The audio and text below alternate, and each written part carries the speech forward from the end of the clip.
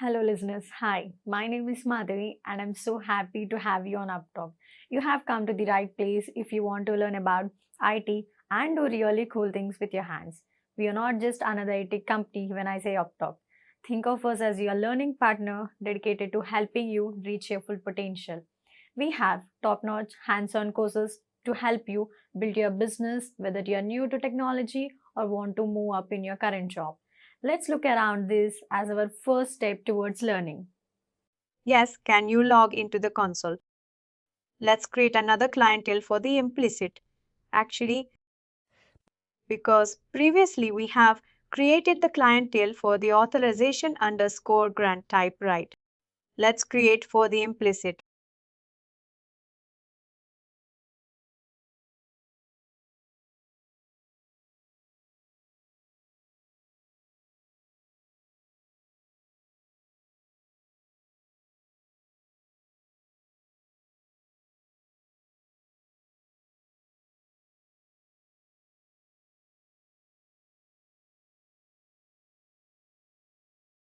Will it be stored? It will get stored actually. That's not a problem. You can hear client underscore implicit actually. Name also, we can use the same thing. Description also the same. Here we cannot use the client secret. Client secret will be like none only. Then you can use the redirect underscore URI. You can put the same redirect URL. Hypes colon double slash or Google coin. You can bypass this one actually because we already saw this one, right? We don't need to go for this one. Now you can restrict the scope as open. ID also actually, not that one. Restrict the scope in the top above grant type. You can put the open ID. Now can you choose the implicit date? No, no in the top right. We need to choose the grant type. Implicit and then scroll down and click on save. That's all. Norman ID. Also, it's the same thing. We already created the same, right? Save. This is how we can able to configure the implicit grant type actually. It's a simple one. Now, can you go back? Now you already have that. Can you copy this and put it there in the as implicit grant type, right? This one. Paste it.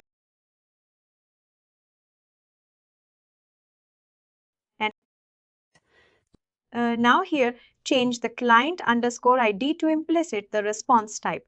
Previously, we were using the code, right? Because output of that particular response. It's like a token. It's a code. That's why we are using the code. Now the output of this AP, I call it, will be the token, right? That's why we are using the response underscore type as token. Then scope is called OpenID. We can use the same redirect UI, but we have included both OpenID and profile. Sorry. That's fine. That's not a no. Oh, you are ready. Oh, you included both of them. I didn't see that one space email. You need to give space email. After that ampersand, copy this and put it there in the, it should be percentage point there, right? No, no, it will automatically put the percentage in the when you are putting the in the browser.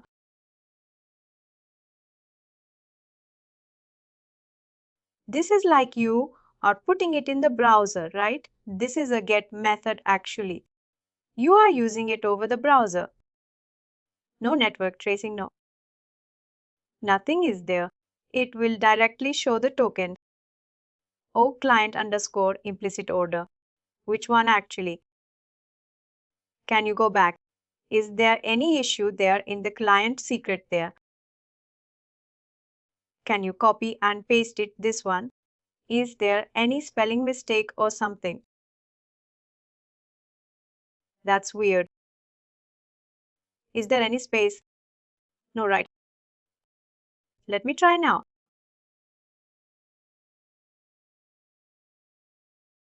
No, there's a space.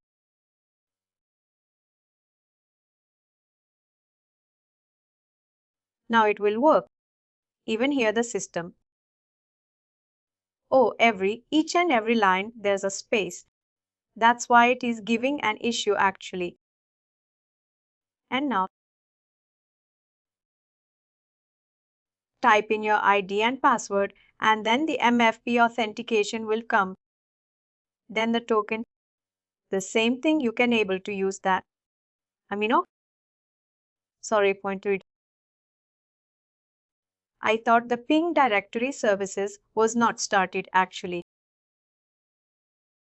This MFA, we are using the MFA. That's fine.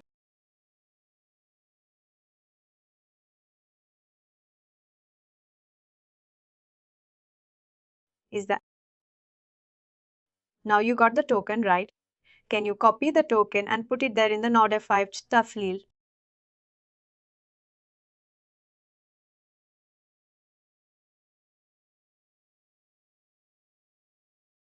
The token, right? This is how you can able to use the implicit grant actually. Here, if you want, you can also use that token to validate it, right? By using the by using that particular user input.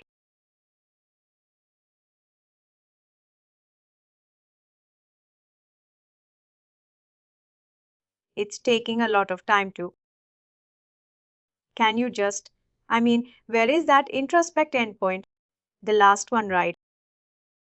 No, not that one. That is valid, right? Well, I'll date in that is for the authorization code grant. You cannot use that one, right, because it has been using the different client ID action. I don't know.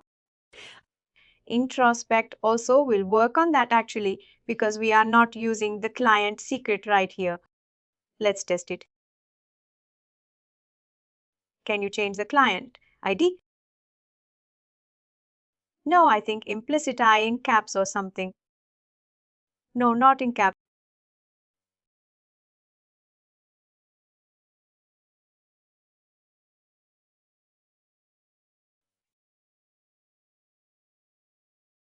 Because it is not.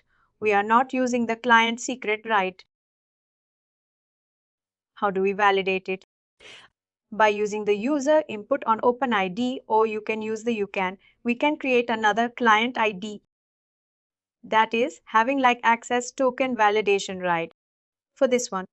And then we can use that one access to them. I don't know, because validation grant you require the client secret, right? You need to create a client secret for validation. But since we are using the implicit, right? Implicit does not require the client secret, right? It will give an issue. Actually, it's better to create another client, ID add client, and then create client underscore validation like that. I create another one actually. If you enable this, it will give error when we have the secret. Exactly. And auto PC also. Sorry, a refresh token also will give an error actually.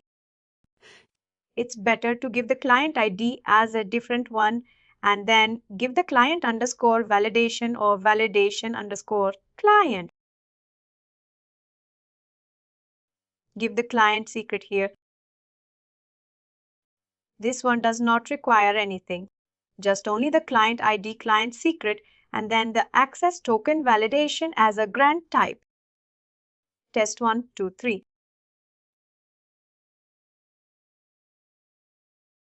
Scroll down, scroll down, scroll down. Choose the grant type as access token validation. That's all. Scroll down and save it. What is the token manager you have used? Access token 1, right? Scroll down and then choose the same OIDC policy because there are two OIDC, right? We need to use the exact one actually.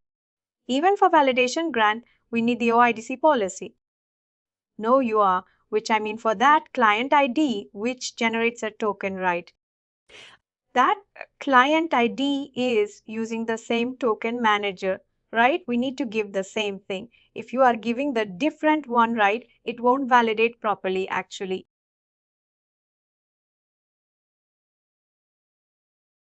Now, if you can go back to that, I think you already got the token.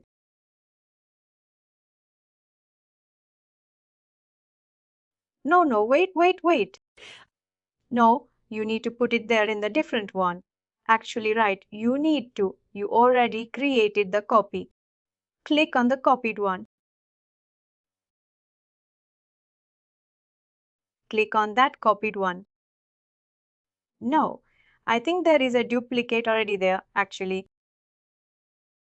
But this content. No. The same content, only we are going to use it actually. Only the client, ID client secret. We are going to change it. And then the token detail. That's all.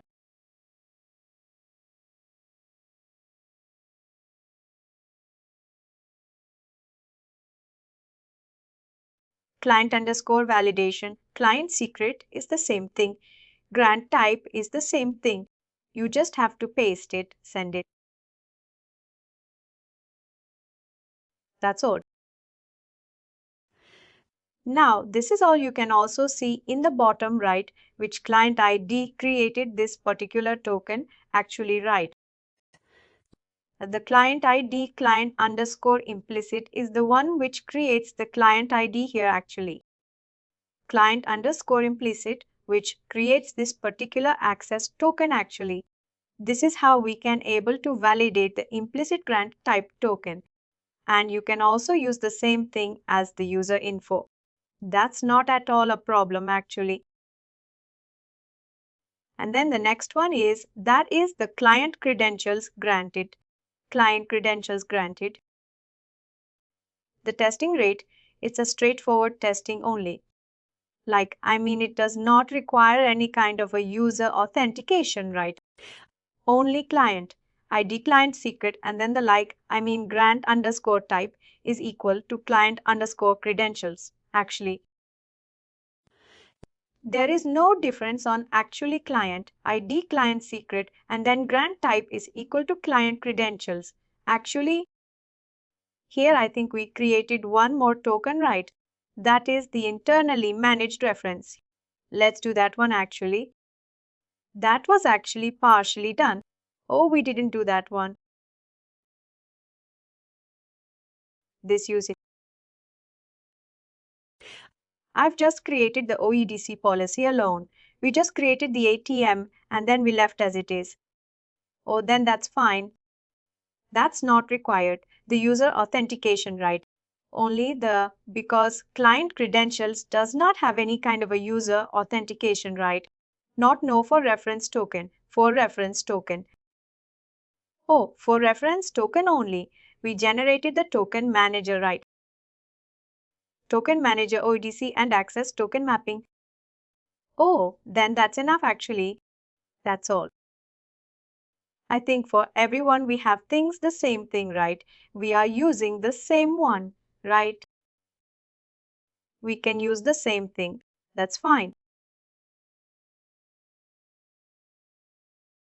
But can we generate the reference token? We can generate it. Can you go back to the client ID? It's already there now. For the internal manager of reference token actually. Maybe for here can we try? For which one actually you are asking? I think for the authorization code, can we try the reference token? We can try it. That's not at all a problem. You just have to change it there, even from. You just have to change it with the client ID just with the OAuth client. In the client ID, we need to change it actually before implicit payment only.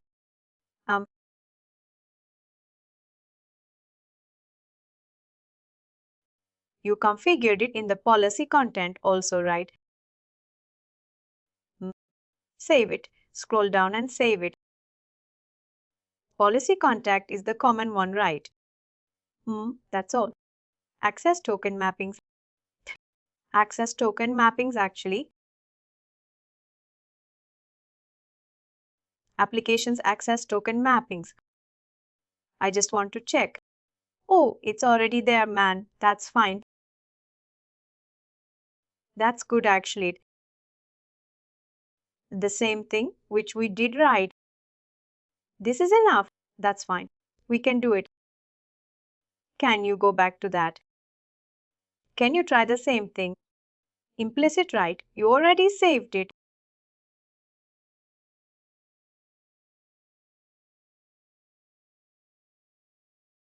That is a space right. Can you try it now? It will go to the same author. Now you can able to see the token there, right? It's a different token actually. This is how we can able to use the internally managed reference token also. It's the same thing, only difference in that. Previously it was the file. It will be the length of the token will be different actually. Internally managed reference token, it will be like 28 characters actually. Let's go to the token. Now let's go to the client credentials grant type. That is the client underscore credential that we can maybe create a client ID called client underscore C like that because the short form, right? It's CC, right?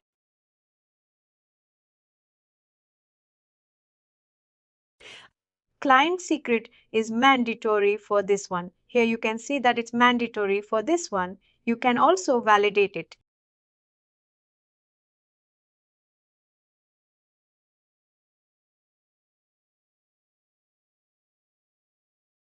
Read active and not required. Scope not required. Only client credentials and access token validation. And if you want, you can choose the token 1 or token 2. Anything you want actually. You can put it and then OIDC policy not required actually because that's not required. The open ID right. For this one, save it. Why it is not required open ID? Not required actually. Because even though if you choose it right, it will be obsolete actually. No use because there is no user authentication right. OIDC is for the user authentication only right. It does not have the user authentication. That is not a command of OIDC right, even though if you enable it, it will be it will be obsolete. No use for the client credentials grant type actually. But authentication is done by the adapter, right? But what is the no? No, it's not there actually, right? Again, there is nothing required actually for this one. OIDC, there is no, OIDC is required only for enabling the authentication. That means triggering the adapter for the OIDC. And then to validate the token by using the user info PIN. These two things will happen only if you are using the user authentication. If you does not have the user authentication, that is not a command for configuring the OIDC right. And this is the trigger point for the adapter in the OAuth client exactly. And also it is also used for the to manage the scopes also right. And then you can also validate the client ID. That means validate the client token based on the user info PIN. Save it now. If you can go back to that, it's simple. We can put it there itself. Can you click on that token right? Duplicate that one and then changes the client ID client secret. We don't require the scope and all. Remove the scope, remove the redirect. You already removed the code. Only 3 things. Client ID to client secret, grant type client underscore credentials. And then client ID is client underscore 6e. Send it. That's all. Simply you got the token actually. You can also do the same thing, validate the token also actually. You got the user details right. Now you won't get the user details actually. There is a difference.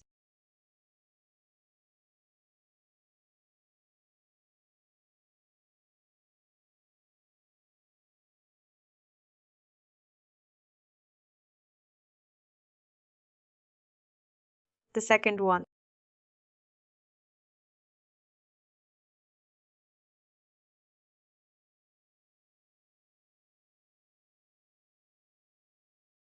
Paste it, send it, that's all. It's pretty much simple. If you could see, nothing is there because there is no user endpoint. Actually, there is no user authentication, right?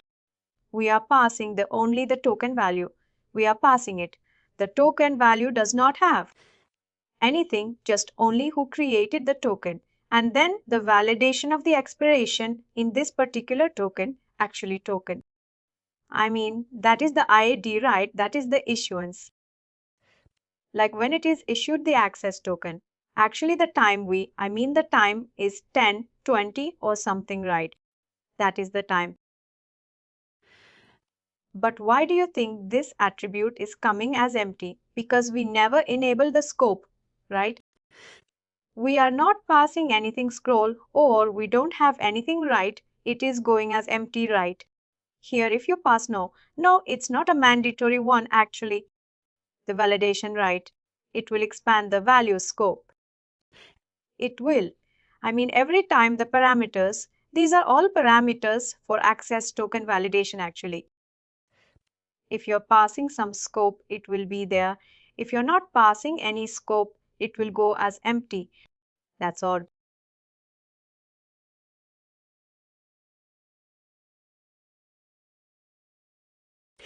I mean, the thing is that these are the parameters of the access token, scope token underscore type expires in and client underscore ID. These are the parameters for access token validation grant type actually. This parameter is mandatory. It will send when you are validating any kind of a token actually. If you're not using any kind of a scope in the token generation, right, then it will go as an empty actually. Can we customize it instead of, I don't know, this token? No, actually. This is if you know Java coding and all, you can customize it in the total product itself. Actually, this is like a product specific, right?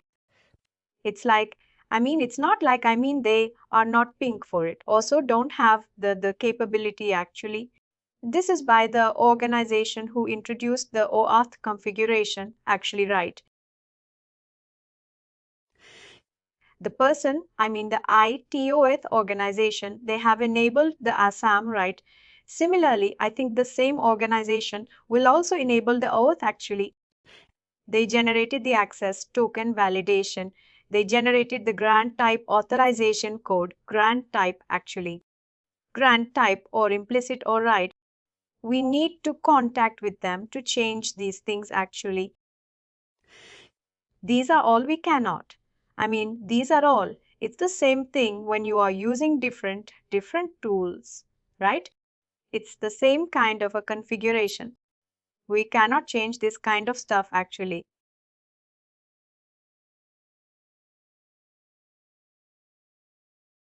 Now the next thing is that is known as the ROPC method. Actually, ROPC is like a straightforward again. We already configured a PCV to the access token, right? That's fine. We can directly create the client underscore ID is equal to client ID, right? Client underscore OPC like that. It's already configured and that's fine.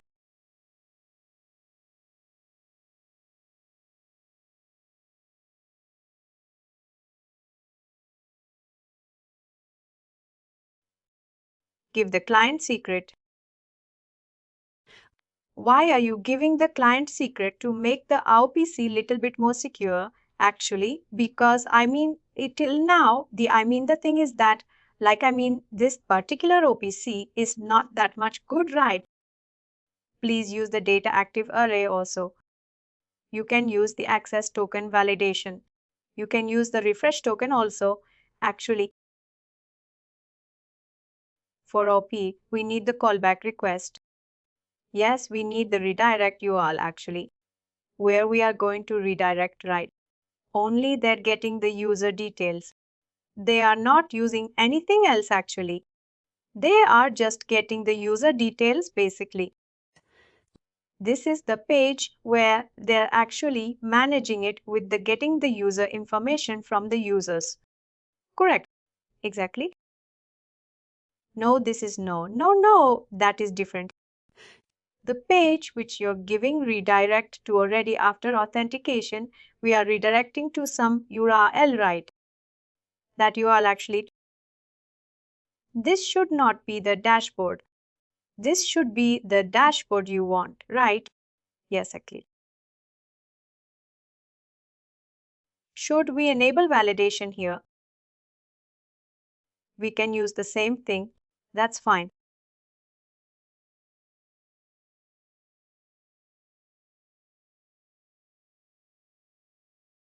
Here we need the OL recently. Wait, no.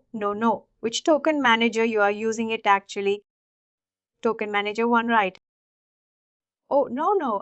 What is the token manager? We are mapping it with the PCV. Is it one or two actually? Can it go? I think it should be one, I guess. One means we need to use the same thing actually.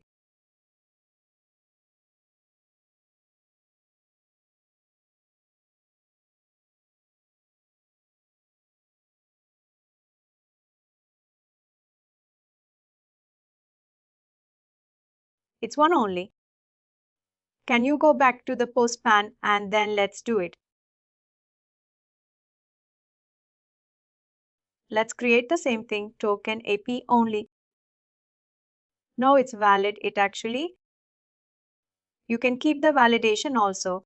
That's fine. That is fine. We can keep the validation also. Anyways, that's not a problem. You can give the same thing. If you want to read out your scope, you can use the same thing actually. If you're not using the scope, that's fine. Grant type. It's a password actually. Client credentials. This one is password. Why we are using the password? Because the syntax like resource owner password credentials. It's too large, right? They are using the syntax as password actually. Now this is fine. Read out here is fine. Now the thing is that they will get the username and password. They are going to pass it in this particular API connection. Put the username, your username A123, right? Yes, and then the password. You can use it in a plain text format.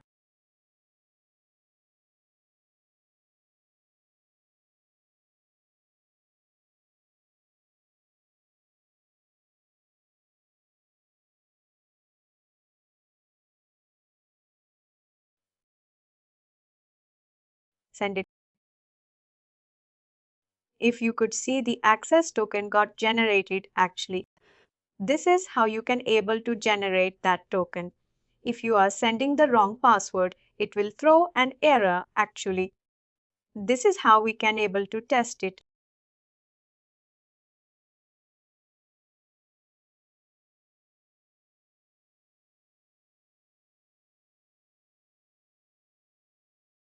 Hmm.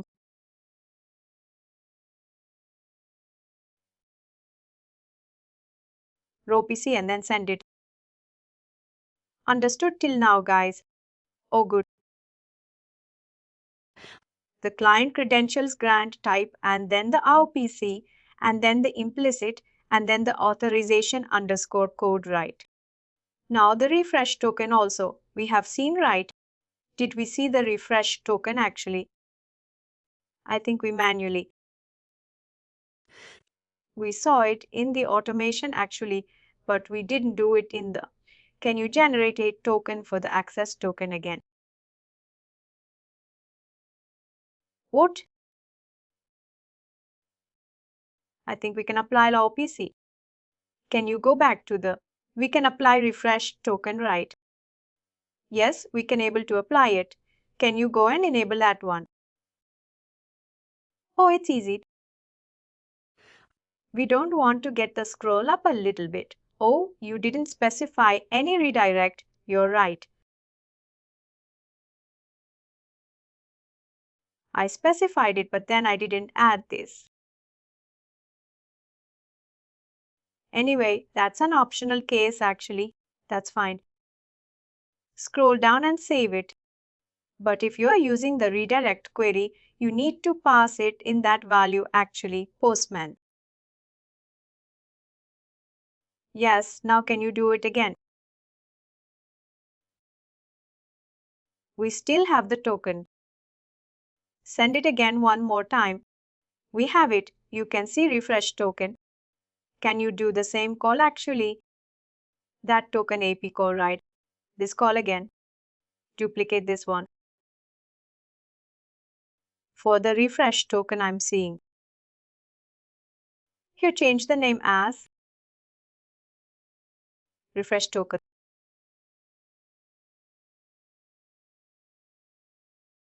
Here the body and grant type, right? Refresh underscore token. You don't need the redirect underscore URI and all. And then refresh underscore token is equal to the next line, right? Refresh underscore token is equal to the new token actually. Sorry, the refresh token. Right, let's put that one. Redirect URI not required. I'll check that one. Send. It will create another token actually. Scroll down. Send it again. It will create another token actually. Send it again. It will create multiple tokens actually. This is known as the refresh underscore token, right? But the fresh token doesn't apply for implicit, only for authorization, grant type, and ROPC. ROPC. I don't know why they are enabled for ROPC also actually. But ROPC, we won't use the OPC. First of all, only for authorization code, it's better to use it actually. This is how we can enable to use the authorization code and then the refresh token, client credentials, and then the ROPC and implicit. Actually, right. Now the next one is what we can do, right? Next authorization code is rendered with the PKC method actually.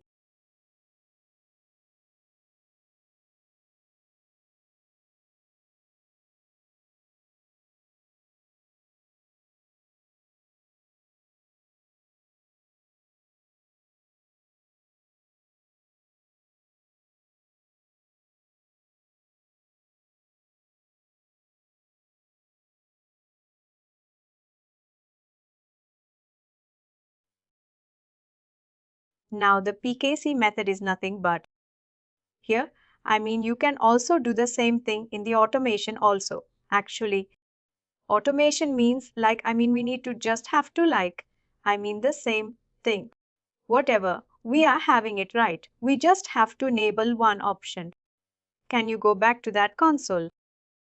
What are the authorization code which are having it right? The client ID. Already the client ID you are having right. Here we just have to enable one checkbox, actually require proof key for code exchange. That's all right. And then save it. Now we can able to do the same.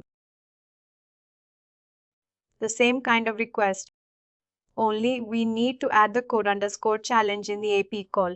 Actually, that's all. Ambient coder underscore challenge in the first AP call is equal to some value. And can you go back to that second call? Actually, let's prepare the second call also. Copy that. Yes, here what we need to do right. I can put the PKC method.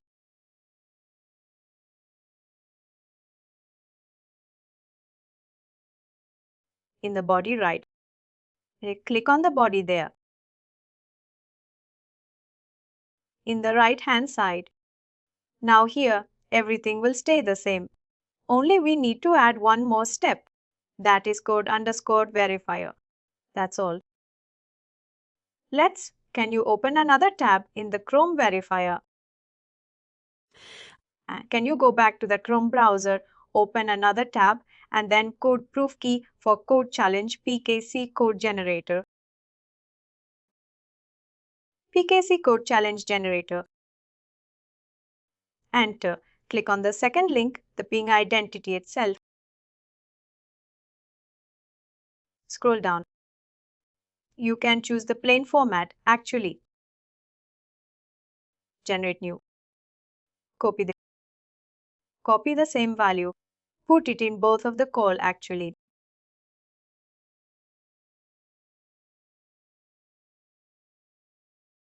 Yes, can you put it in the second call also? Very good. Oh, there was some lag or something. Good. Can you go back to that Chrome browser? Now let's do it. If you're not sending the code challenge, it won't work actually. It will throw an error. Code challenge is mandatory like that.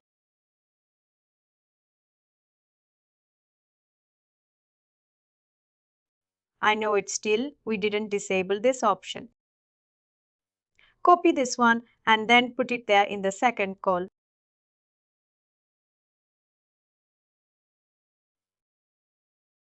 Now send it. Now if you could see, the same kind of access token has been generated actually. This is known as the like partition code grant with the PKC method actually.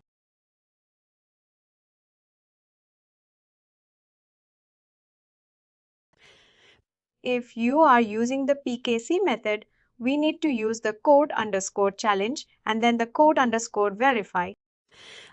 Instead of implicit, you can able to use this partition code grant with the PKC method actually.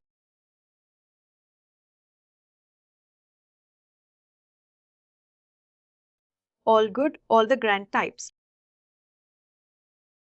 But will it be covering the assertion grant in the name? Then I will check it and I will let you know. Actually, that one, the real use case, right? We need to check on that one actually how we can able to do that real time testing and all. That I will check it. I will let you know. We have seen the audition code grant type with the PKC method refresh token. And also we have seen the like. We also saw that the implicit introspection endpoint. We also saw the access token validation and then the client credentials. And then the final one is ROPC. We will get the refresh token also right. This is known as the what kind of a configurations in the ping for data actually. Pretty much we have configured all the grant types actually right. Now right, if you go back to the console, right.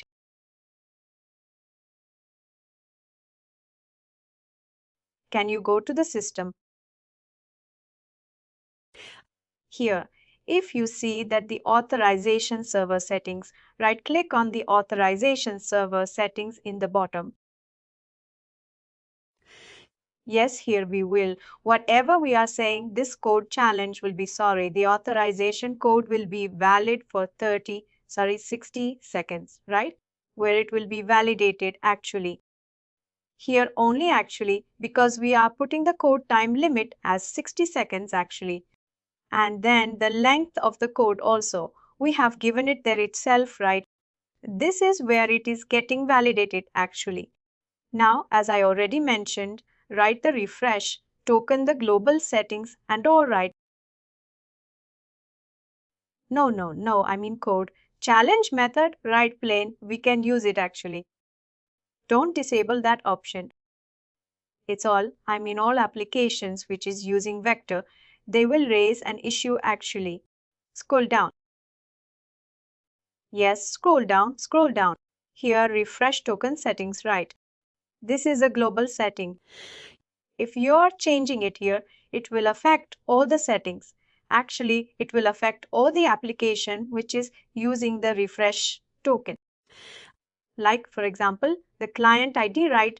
And then client and score OPC. Both of them are using the refresh token, right? If you're changing something here, then it will affect or impact the two client IDs. But if the application is asking for one client ID, then we cannot do the change here. We need to do it inside the client ID. The same settings, we have seen it there also, right? The same kind of a maximum lifetime, ideal timeout, and all actually. Here, if you scroll down to the bottom right, go to the bottom. If you scroll down to the bottom right, there is a pause actually cross-origin resource sharing settings. For example, in OAuth, right, there might be some kind of application that they are using outside the domain, right?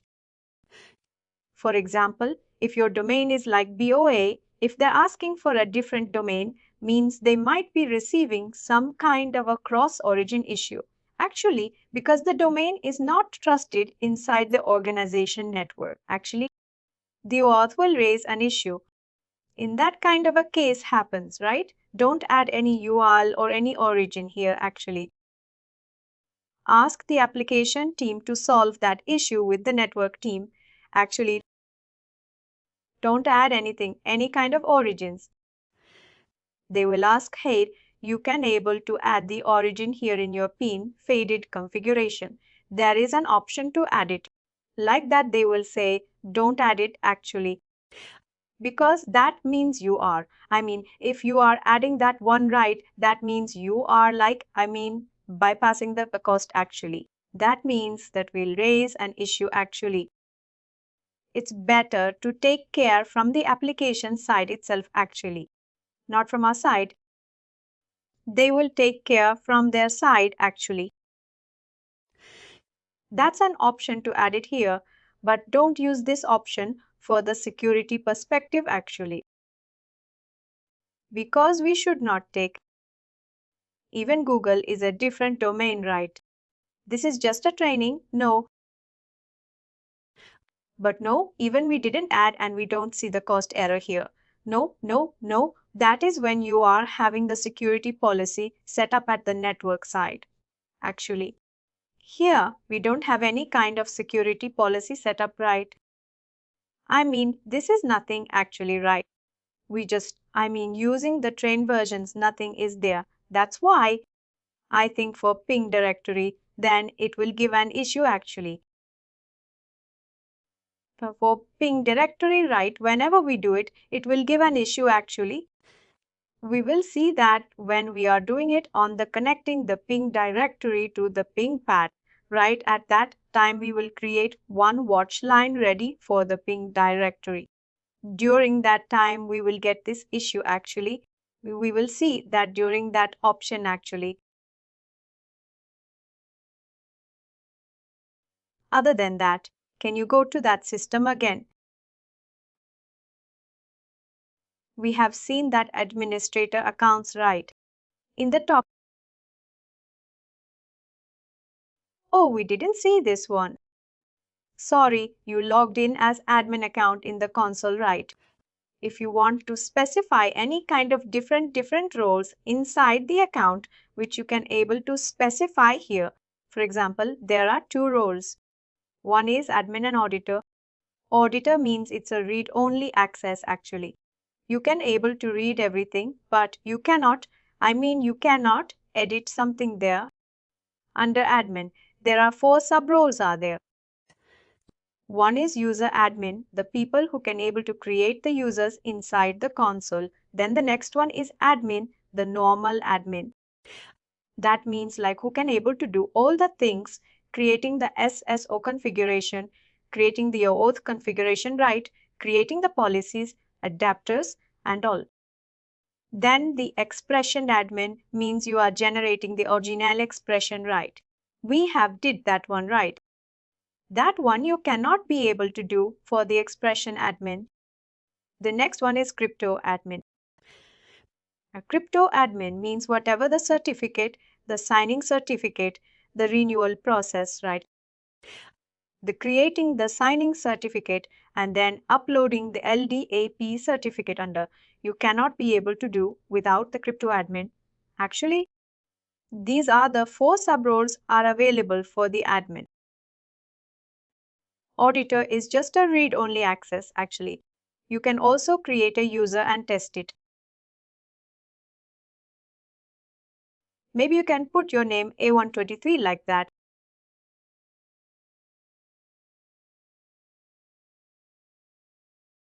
Click on next. No, that's fine. You can directly click on next. I can give some password. No, you can give some password. Generate one-time password. It will give an issue actually.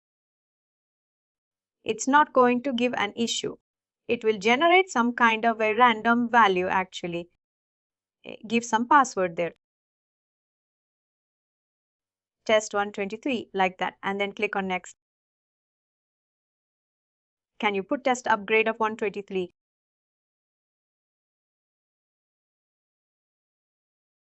Save. And please give the auditor role. And then save it. Now log out.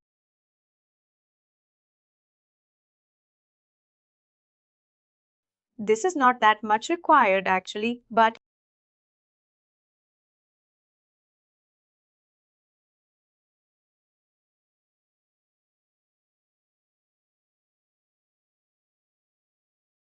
test upgrade of 133 actually.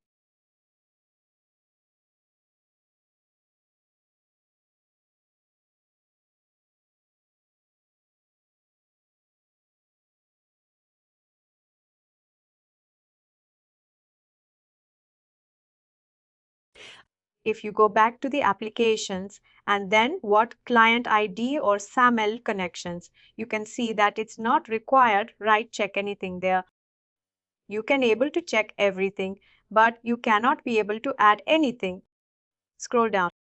You cannot be able to save anything, any option there. Now you can scroll down the bottom. You could see right. There is no option to save it actually. And then if you go back to the existing client ID,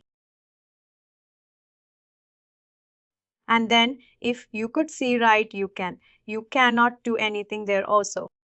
Save option. And then can you go to the SAML connections, right? Can you go to the SAML ESP connections? In the right hand side, you can able to see a lot of no, not this one.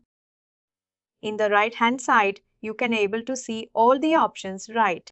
Here, if you could see, everything is grayed out actually. This is how we can able to use T. But how do we use the LDAP account to log in here? No, that's a different one actually. LDAP account to log in means that it's not working properly with. That is an issue with the new version actually related to the LDAP property. Still the ping for identity right, they are facing an issue, but I will show you how to do that. Maybe we will see that after completing the A, P, S and all actually. But I have tried it recently. We upgraded to the latest version. But that LDAP authentication, right, it is not working actually. We changed back to the same thing actually, normal native authentication. Still, the resolution is not provided by them actually.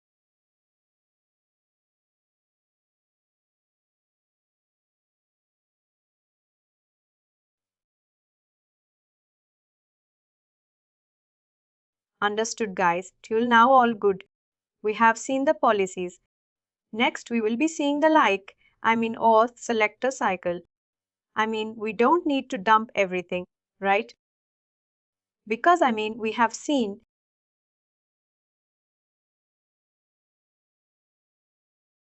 here also, if you could see right the policies, we have created, but still you cannot be able to edit anything there actually. Can you log out and log in as administrator now? Then it will work actually.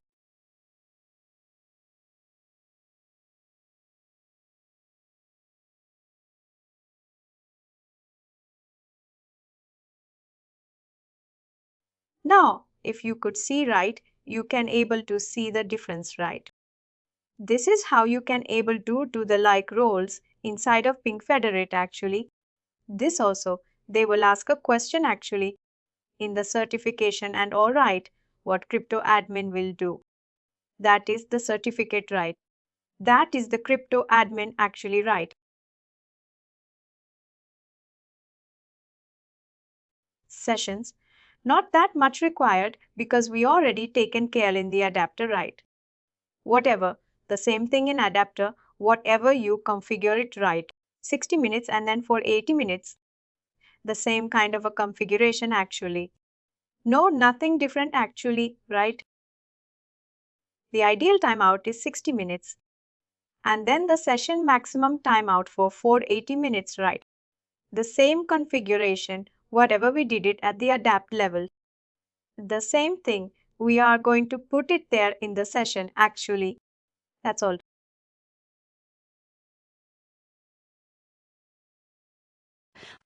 Local identity profile, will be doing it when we do the Bing directly. Actually, this is the self-registration page. This one will work only for the Ping directory as LDAP since we are using the Ping directory as a LDAP, right? We will do it once we are doing the Ping directly. Actually, not on the Ping project. We will do it on the Ping directly because this one is not yet has been enabled for all the organizations. Actually, till now it's working only for the HTML adapter. They didn't. It won't work for the MFA adapter. It won't work for any other adapter. Only for HTML adapter it is working. It is still there in it is still there in some kind of like there are some kind of checking going on, actually testing and all. But we will see that self registration will work actually. But right now it is working only for the Ping directory as a LDAP and it is also working only for the HTML adapter. Actually, it is not working for if you configure MFA adapter, it won't work actually. And then if you're configuring the STD basic, that is also, it is not working only for the HTML adapter. Maybe in future they may change it to work for other adapters also actually. But we will see that. We will see it when we are doing the Ping directory. Please do like, share and subscribe to our channel. For more information, contact us sales@therightuptalk.com.